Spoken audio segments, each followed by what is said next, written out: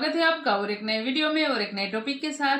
Amitabh Agnihotri destroy Arvind Kejriwal debate roast Rudraksh Ram Mandir latest debate. Mister पांडा की चल की ओर से वीडियो है। अरविंद केजरीवाल के न्यूज करीबन लास्ट जब से गुजरात में पूरी तरह से आ रहे हैं उसके बाद न्यूज कम हो चुके हैं मेरे को तो, क्योंकि उसके बाद ईडी का ये सब कुछ वहां पे जो हुआ है उस हिसाब से अमित केजरीवाल थोड़े डाउन दिखे मेरे को, ये तो मैंने दिखा है। लेकिन चलिए कोई नहीं, वीडियो देखते आशा करते पसंद जरूर आएगा, पसंद आया तो लाइक और शेयर जरूर से कर दीजिएगा और चैनल पर पहली बार है सब्सक्राइब नहीं किया तो सब्सक्राइब जरूर से करिए। चलिए स्टार्ट करते। चिंता ये कल कोई पार्टी खड़ी हो गई जिसने कहा कि भाई हर घर में कम से कम एक कार तो होनी ही चाहिए। अरसात बरसात में हमने देखा है लोग कितने कष्ट में जीते हैं, क्या उसको कौन हराएगा? कौन माई का लाल उसके खिलाफ चुनाव जीत पाएगा? और कल मान लीजिए आम आदमी पार्टी का भी कोई सुपरलेटिव वर्जन आ जाए तो कोई रोक लेगा? नहीं ना। और वो पार्टी कहे कि चलो चुनाव के समय घोषणा पत्र में कुछ नहीं बोलेंगे, हम चुनाव से 6 महीने पहले तय कर देंगे कि भाई हर आदमी के घर में आधा किलो जलेबी हर सोमवार को जाएगी। मोहम्मद तकी साहब, एक आपकी पार्टी की तारीफ करने का मन कर रहा है, पहले कॉम्प्लीमेंट ले लीजिए उसके बाद सवाल।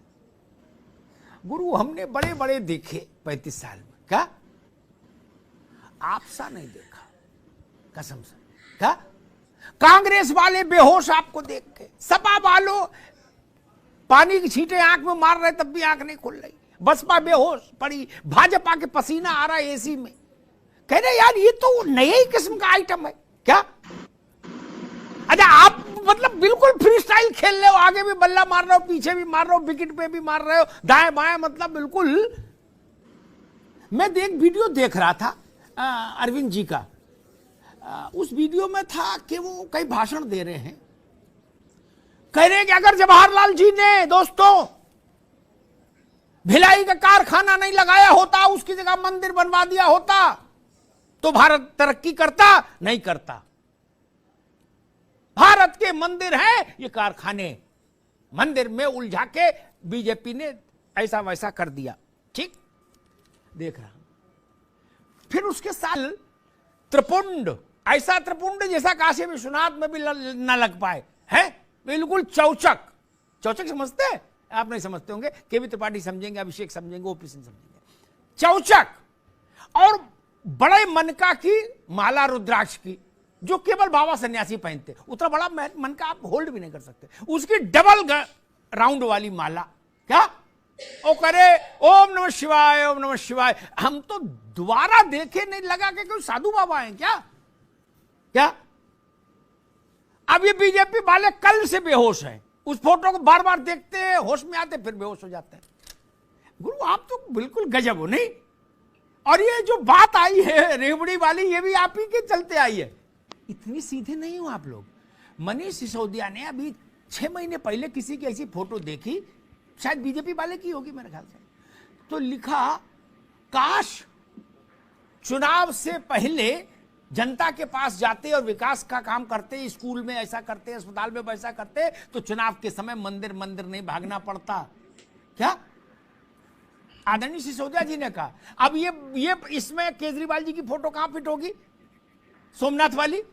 कहा कि ग्लोबल सिनेरियो को देखें। ठीक बात है, मैं अब ओपी सिंह को साहब को बहस में लाऊंगा, लेकिन एक बात कह के, रुद्राक्ष पे शायद अभी नहीं लगा टैक्स, इसीलिए रुद्राक्ष चल रहा है झमाझम, और जैसे जैसे चुनाव आएगा इतना बिकेगा रुद्राक्ष की बिल्कुल असली नकली सब बिक जाएगा, स्टॉक बचेगा नहीं।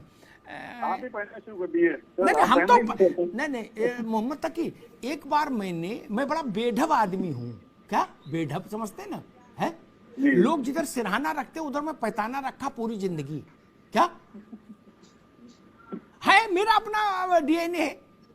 मैंने एक बार बहुत बड़े संत से पूछ लिया तकी साहब, क्या यही बात मैं अरविंद केजरीवाल से भी पूछ लेता, भाजपा वाले मिलते उनसे भी।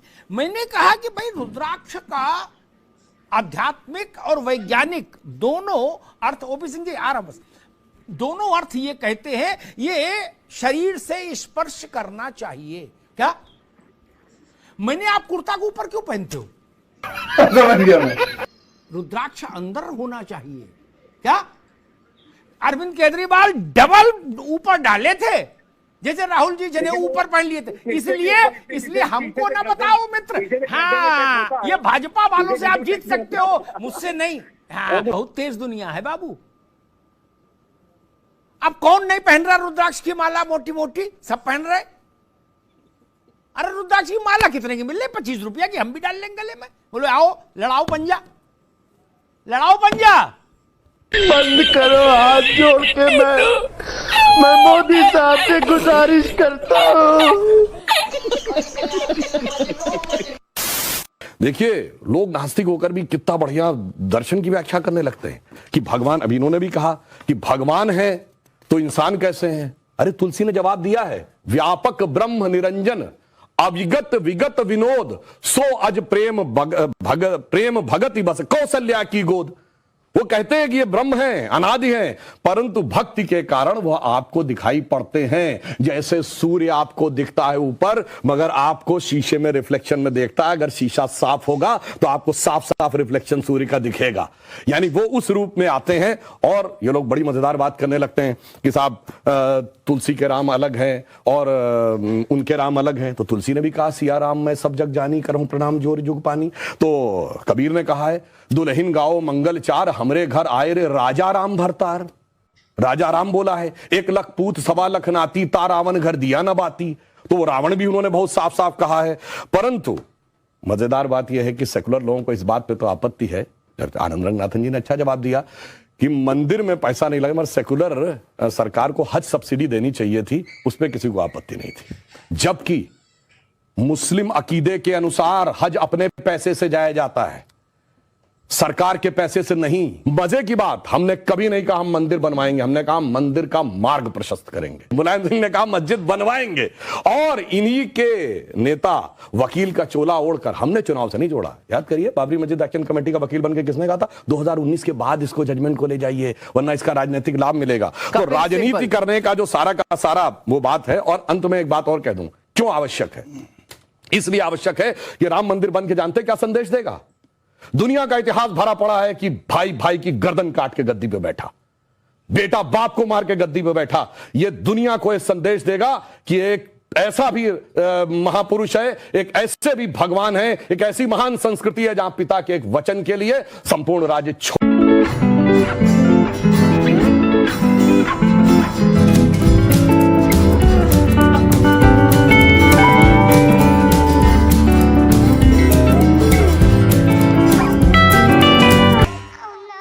अंग्रेजों के खिलाफ थी। Hey, I've seen this one. This is a classic. अंग्रेजों की लड़ाई अंग्रेजों के खिलाफ थी। A few moments later. हमारे जो पीसीसी प्रेसिडेंट हैं पटोले जी, ये इन्होंने प्रधानमंत्री से एक सवाल पूछ लिया था। किसानों के बारे में क्या सवाल था?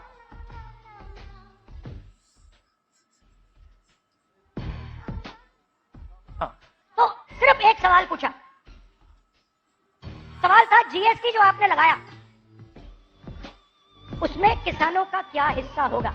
मोदी जी को सवाल अच्छा नहीं लगा, पटोले जी आउट हो गए। कोई सेंस है इस बात की?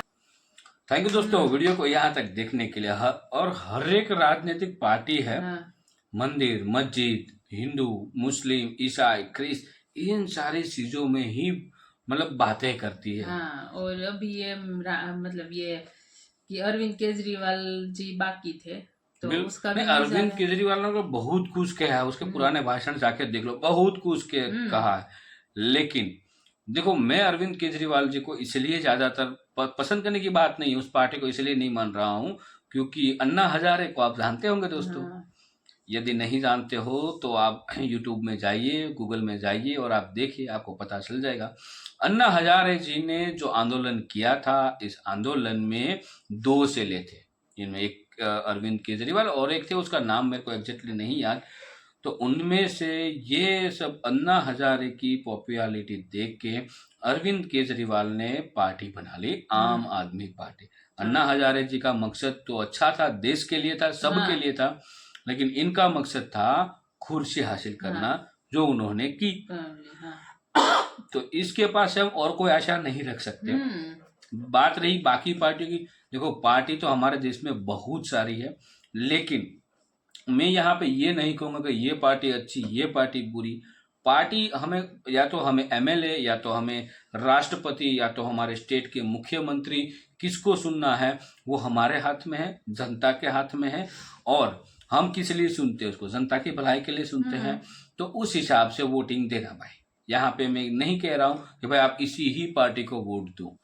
जो आपको लगे कि जनता की भलाई के लिए ये पार्टी है, या तो जो आपको लगे जनता की भलाई करेंगे तो उनको वोट दियो और उसको आगे बढ़ाओ। देश का अच्छा सोचे, देश के बारे में सोचे, और खास करके जनता के बारे में सोचे।